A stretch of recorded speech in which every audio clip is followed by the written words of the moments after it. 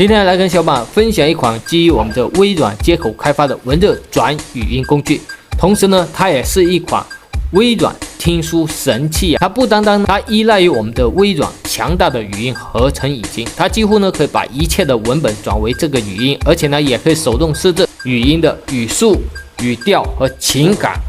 而且呢它也对听书的这一块做了专门的这个优化。有需要的小伙伴就不要错过了，先赞后看，人生才灿烂哦！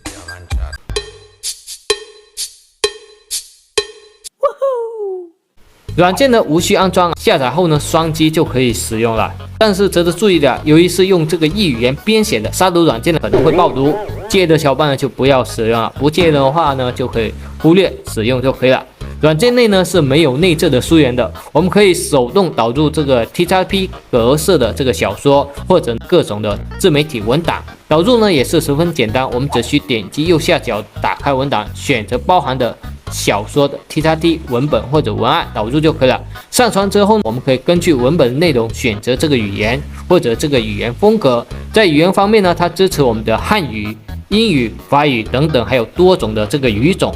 由于是这个机器人朗读，很多小伙伴呢肯定就会担心了，它能不能读出这些文章原有的情感？在这里我可以向小伙伴保证，使用它读出来朗读的小说呢，效果是非常接近我们真人发音的效果的。它支持各种语音风格的这个调整，像开心啊、生气啊、平静、聊天、不满、害怕等等一些情感，它都是可以准确无误的模仿出来的。完成这些设置之后，我们点击开始就可以进行这个听书或者文字转语音了。值得注意，如果我们导入的文案或者小说非常长，那可能它转化的时间呢就会比较长。合成后，我们就可以直接在电脑进行听说。在这里呢，小伙伴可以听一下这几个效果。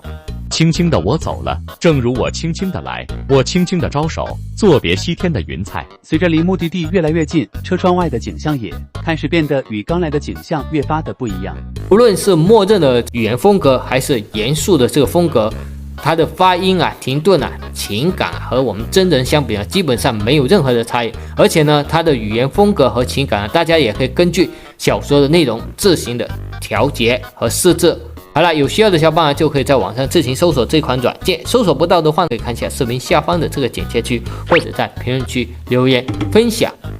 关注我，获取更多的免费资源，让我们一起变得更强。